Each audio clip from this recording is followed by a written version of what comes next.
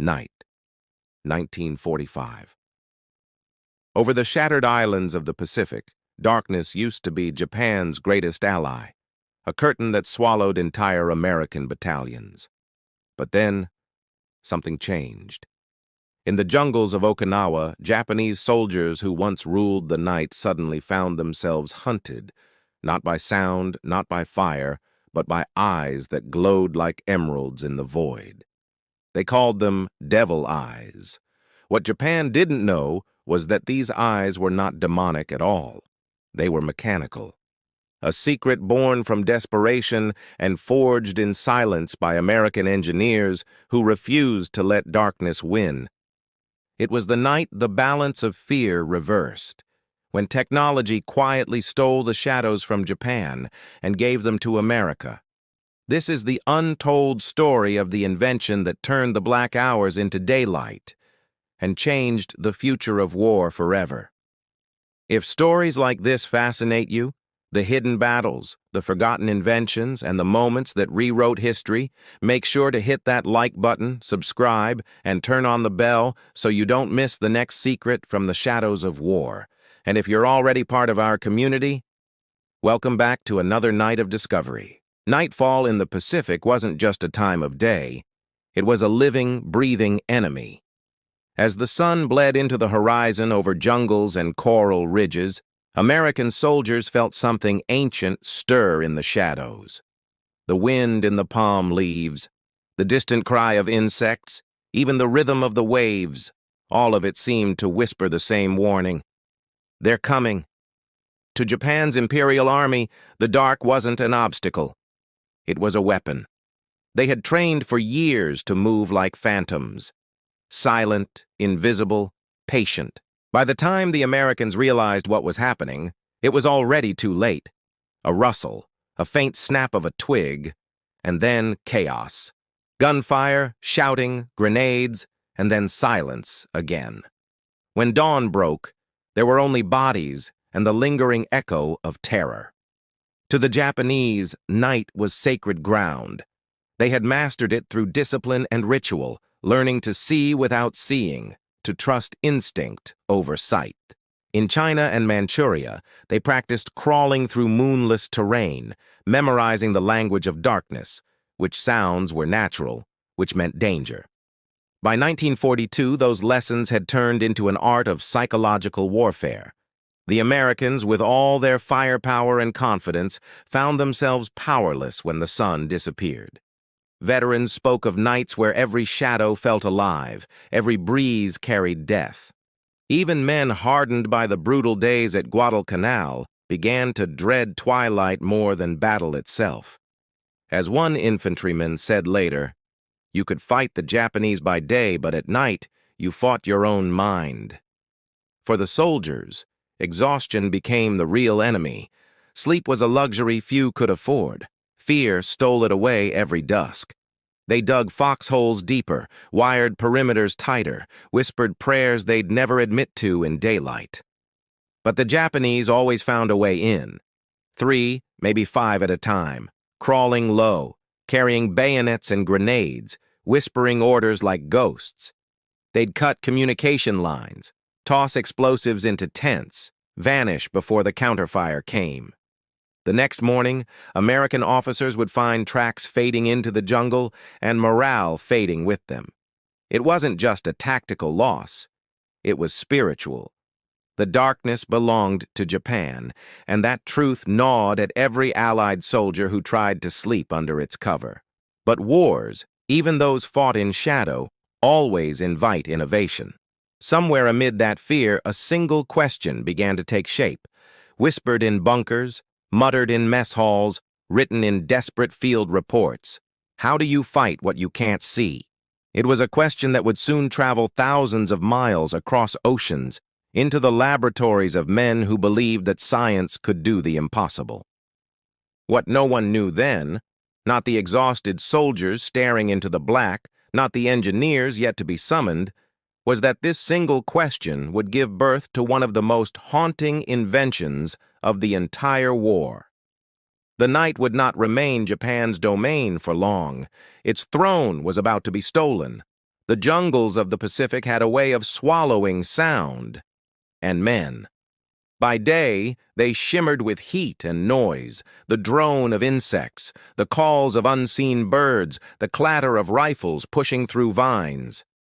But once the sun vanished, that same jungle turned into something else, a vast, suffocating void. American troops who had survived artillery barrages and bayonet charges soon learned that the real test began when the sky turned black. The Japanese didn't need moonlight. They moved by feel, by memory, by an almost animal awareness of terrain. Soldiers described hearing them whisper one moment, then nothing, and that nothing was worse than gunfire. It meant they were close. It meant someone, somewhere, was about to die without ever seeing his killer's face. Guadalcanal was where the legend of Japan's ghost soldiers began. The first American divisions to land there came confident, armed to the teeth, backed by naval power. But the jungle laughed at machinery. Radios jammed, compasses failed, and the night became an ally of only one side. The Japanese infiltrators, small, silent, and merciless, slipped through perimeters, cut throats, tossed grenades into foxholes, and disappeared like mist. A corporal from the 1st Marine Division later said, "We stopped talking at night. Words made noise, and noise meant death." The Marines learned quickly that the real war wasn't just for land, it was for sanity. When a man can't trust his own eyes, his courage begins to rot. From Guadalcanal to New Guinea, the pattern repeated with cruel precision. By day, the Americans advanced, slow, methodical, pushing back against dug-in resistance. But when darkness fell, it all unraveled. Men began to dread sundown like an execution hour. Some tried tying tin cans to tripwires. Others slept with grenades clutched in their hands. It didn't matter. The ghosts always came. Officers wrote in their diaries about troops so sleep-deprived they started hallucinating, seeing shapes that weren't there, hearing footsteps that never came. In some units, morale collapsed entirely. They weren't losing ground. They were losing their minds. And yet, amid that chaos, something changed in the tone of American reports. Fear turned into determination. Commanders began demanding solutions. Scientists were urged to bring light into the darkness. In the minds of engineers thousands of miles away, a wild idea started to form. What if you could see in total darkness? What if the jungle ghosts could finally be seen, targeted, and destroyed before they even struck? The idea sounded like science fiction. But in 1943, science fiction was exactly what the war needed. The hunt for an invisible enemy had begun. And soon, the shadows themselves would betray Japan. By 1943, the United States military had learned an uncomfortable truth. The enemy wasn't always flesh and blood. Sometimes it was the dark itself. Reports from the Pacific piled up like warnings from another world. Night raids, silent assassinations, men vanishing without a trace. Each message carried the same quiet plea. We can't fight what we can't see.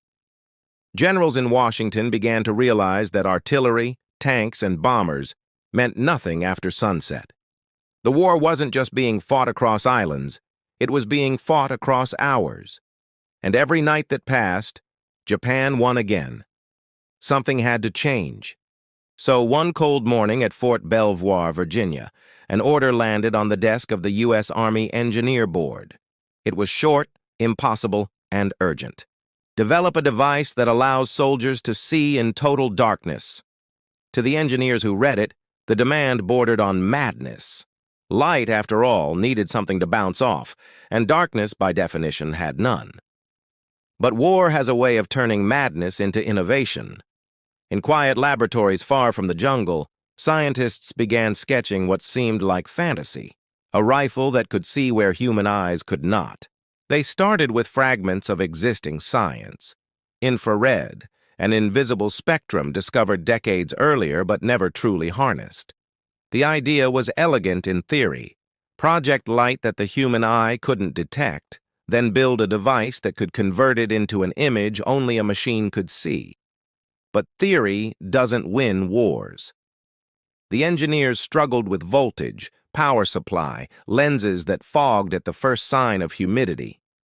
Some nights, the lab lights burned past midnight, echoing the same sleepless exhaustion of the soldiers they were trying to protect. Each spark that flickered across their test benches felt like a promise that maybe, just maybe, the darkness could be conquered. The result would be crude by today's standards, heavy, clumsy, unreliable. But for 1943, it was something close to alchemy, a rifle that could see through night itself.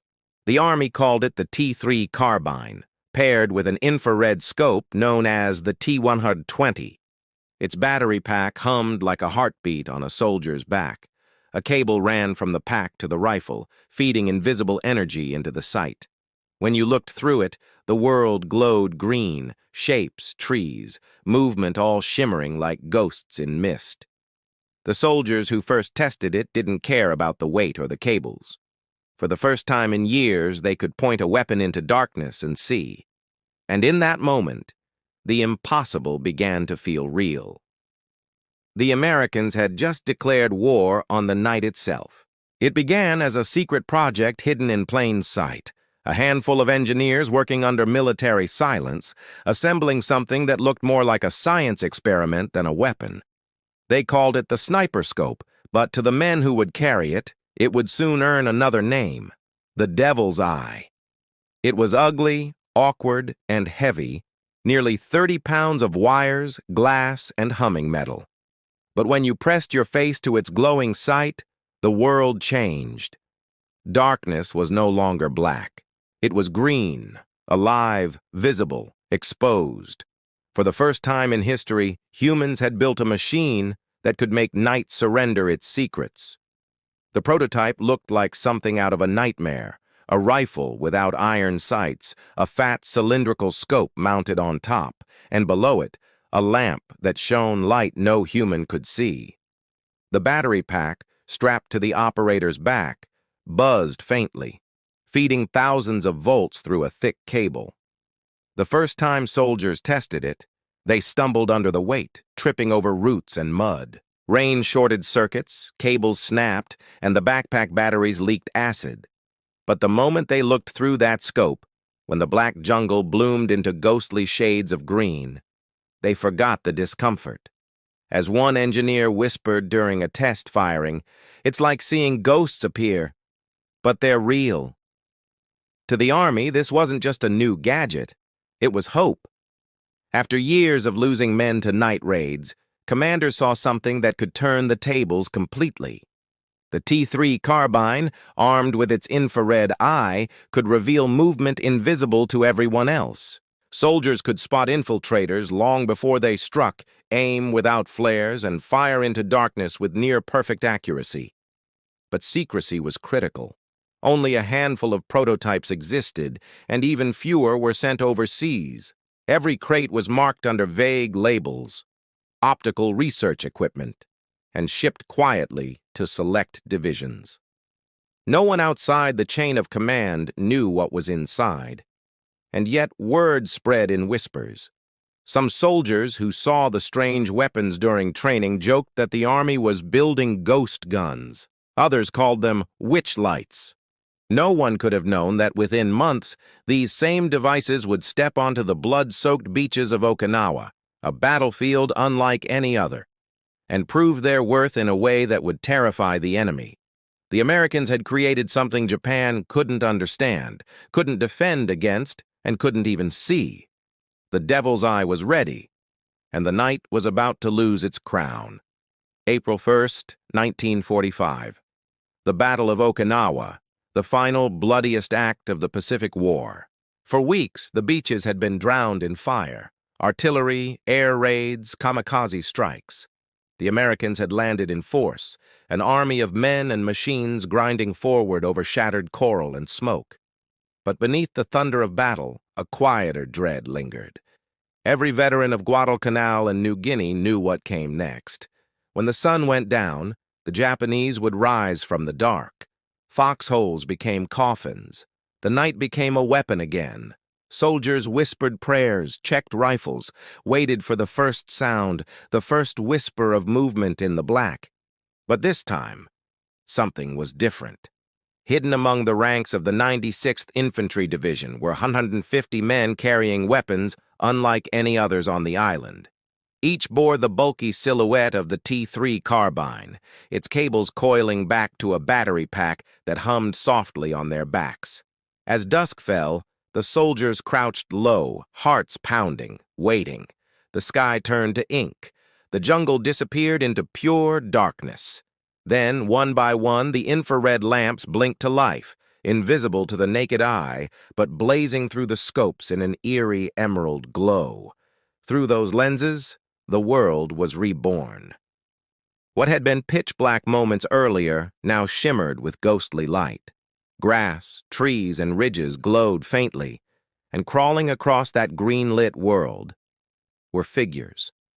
Japanese infiltrators, dozens of them, moving silently through the tall grass, just as they had done on every other island.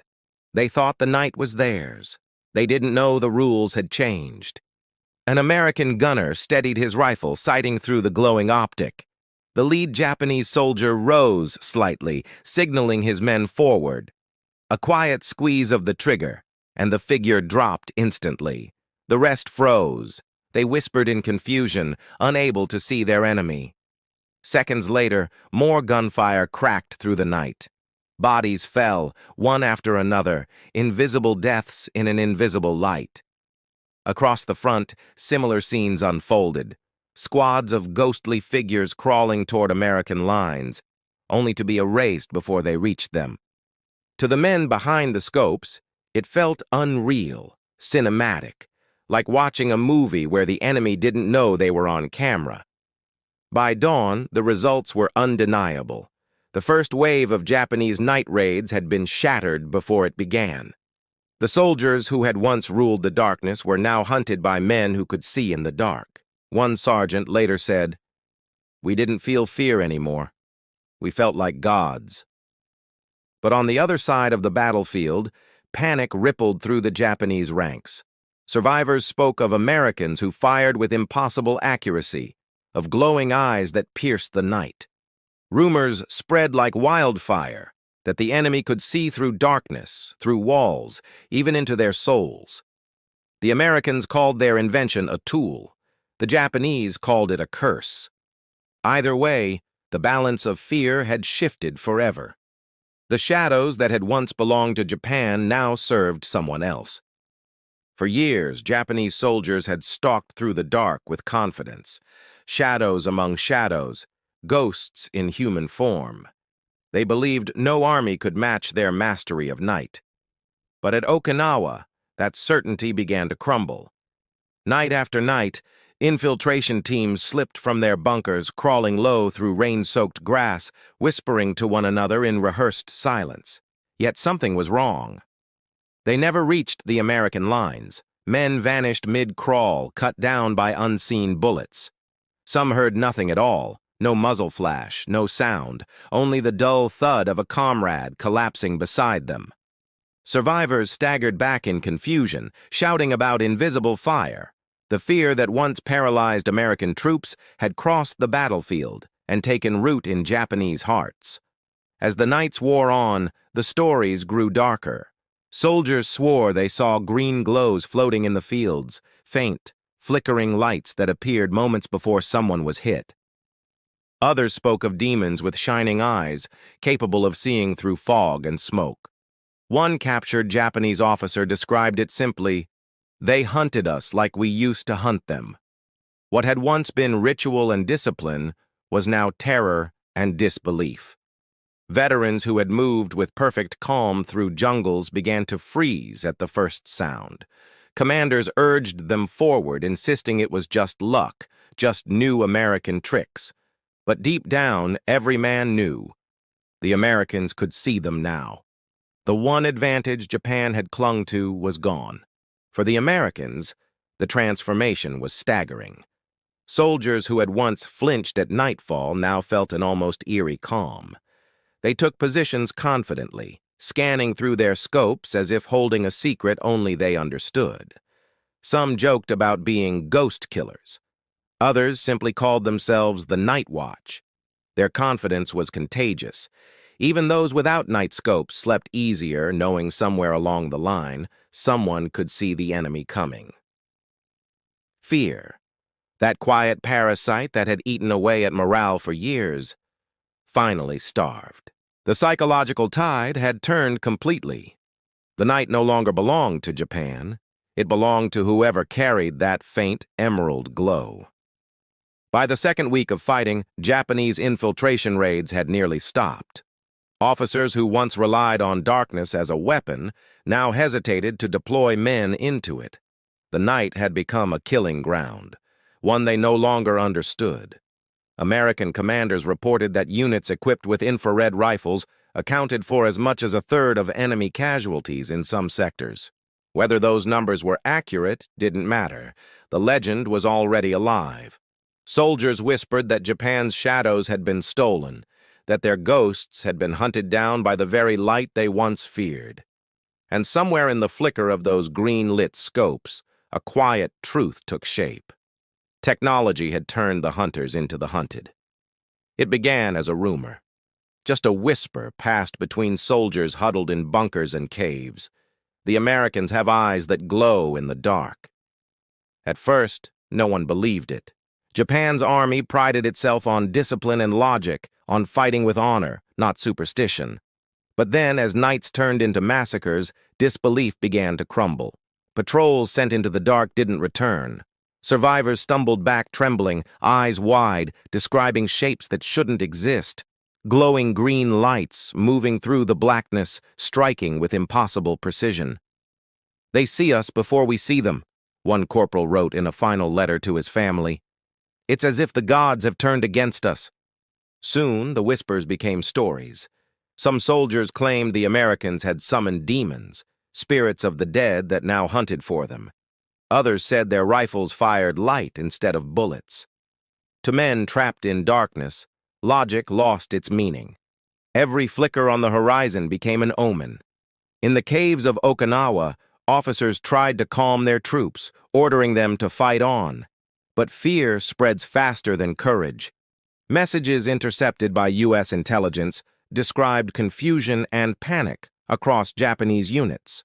Commanders pleaded for reinforcements, claiming the enemy possessed eyes of the devil.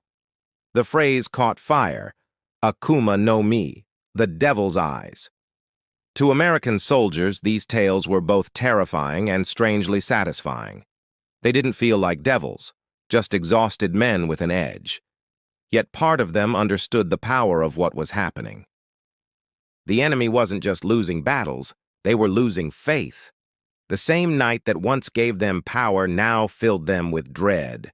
And in war, fear is more contagious than bullets. One U.S. sergeant wrote in his journal, "We could feel it. The air changed. They weren't the hunters anymore. They were prey." Even without firing a shot, the T3 carbine had already done its work. It wasn't just a weapon of sight. It was a weapon of belief. By the end of April, Japanese radio operators reported a chilling silence. Entire infiltration teams failed to return. Some units refused to attack at night altogether. Officers found themselves fighting two enemies, the Americans outside and the terror inside their own ranks. A few even ordered their men to wear blindfolds before charging, believing that faith could overcome fear. It didn't. The unseen light cut through them all the same. The battle for Okinawa was still far from over, but one truth had already become clear. The supernatural was no longer a myth. It was technology, and it glowed an unholy shade of green. While soldiers fought and bled under the black skies of Okinawa, another kind of battle raged thousands of miles away. One fought not with bullets, but with voltage, glass, and stubborn human will. In laboratories across the United States, the engineers of Fort Belvoir and their industrial partners weren't sleeping much either. Every report that came from the front, every success, every malfunction, was another puzzle to solve.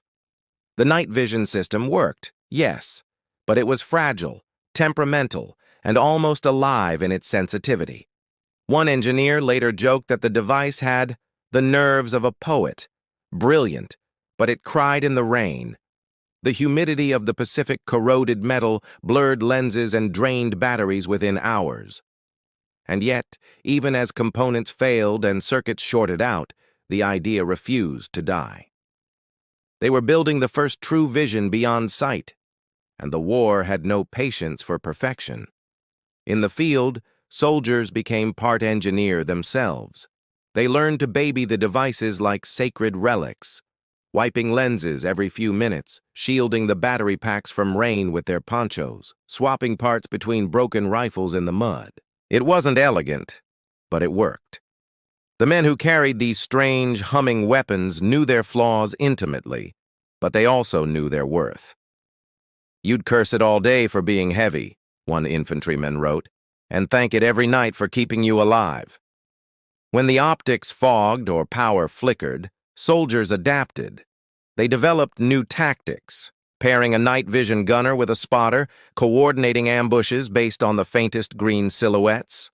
For the first time, the U.S. Army wasn't just reacting to Japanese tactics, it was rewriting the playbook in real time. Back in the labs, each broken part that arrived from Okinawa told a story. Engineers traced burn marks, cleaned mud off circuit boards, and redesigned systems piece by piece. They learned that the jungle wasn't just the enemy of men, it was the enemy of machines. The revised models became sturdier, more efficient, with lenses sealed tighter and circuits reinforced against moisture. Within weeks, new prototypes were shipping out. The line between the laboratory and the front blurred until it felt like they were both fighting the same invisible war. What began as a desperate experiment was quietly evolving into a revolution, one that would outlast the war itself. And yet, amid all the progress, the scientists never forgot what their invention had cost.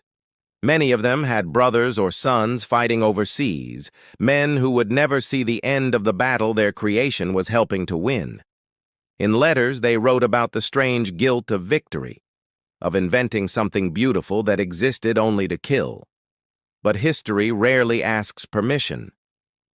The balance between science and survival had tipped, and the future of warfare would never again belong to darkness. As the engineers signed off their reports that summer, one note appeared again and again in the margins. Night no longer hides. By the summer of 1945, the war in the Pacific had reached its final terrible crescendo. Japan was cornered but unbroken, its cities in ruins, its armies shattered yet still fighting. Every island had been bought with blood, and the cost of invasion loomed like a storm on the horizon. The United States called the plan Operation Downfall, a full-scale assault on the Japanese homeland, an invasion so massive it made Normandy look small. But behind the maps and troop lists lay another, quieter secret. The coming invasion would not be lit by searchlights or flares. It would be illuminated by invisible beams, thousands of infrared rifles, ready to turn Japan's night into day. The success at Okinawa had changed everything. Military planners saw what the T3 carbine could do and ordered production on a staggering scale. Nearly 20,000 infrared weapons were planned, enough to equip entire divisions. Training manuals were drafted for no-light combat. Engineers envisioned convoys of tanks fitted with massive infrared lamps, soldiers advancing under a ghostly green view, unseen by the naked eye. The Americans believed they had found the ultimate equalizer, a way to strip Japan of its last advantage, to blind the enemy even before they fired a shot. In the shadows of military bunkers, officers whispered with something close to awe. "We'll own the night."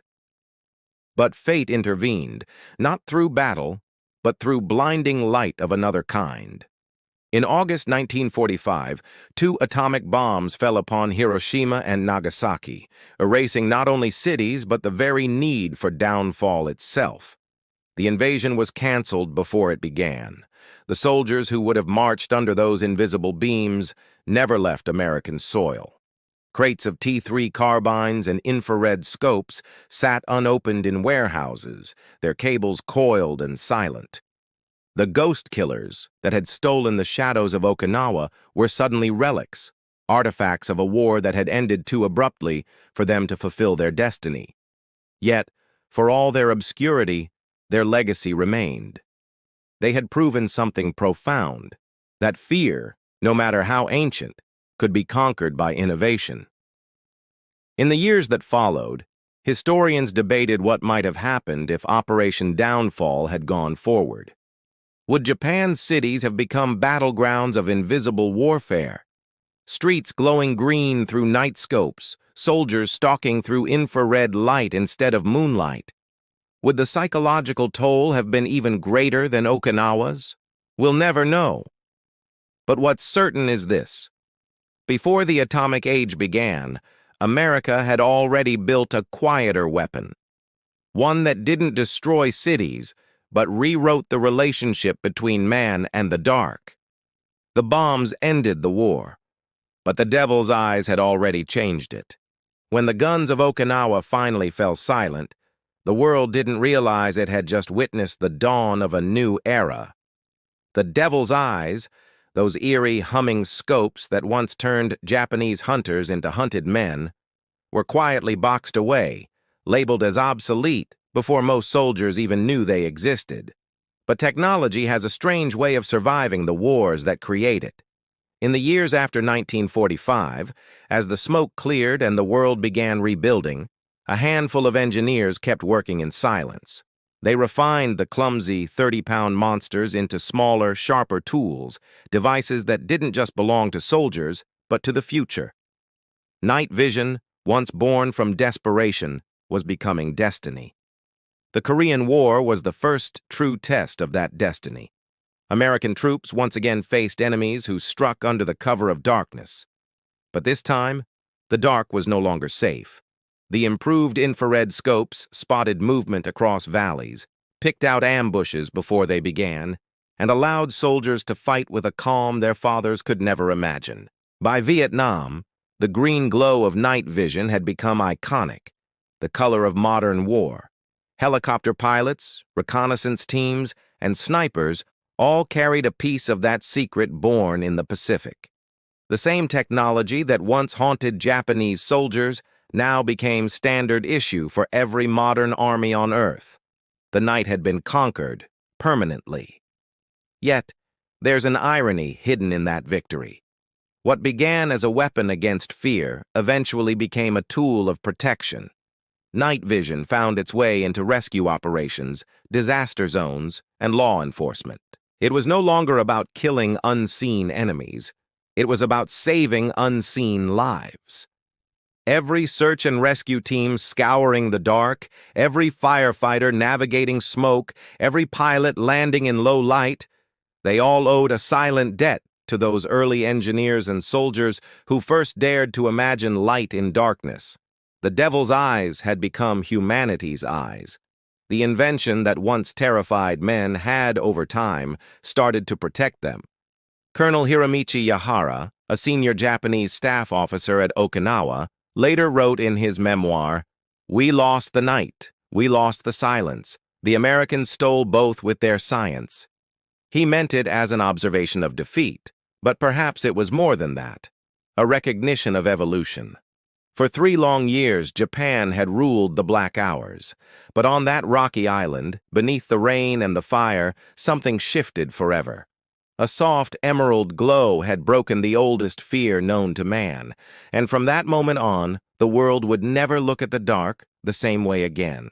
In war, the greatest battles aren't always fought with guns or bombs. Sometimes they're fought against fear itself.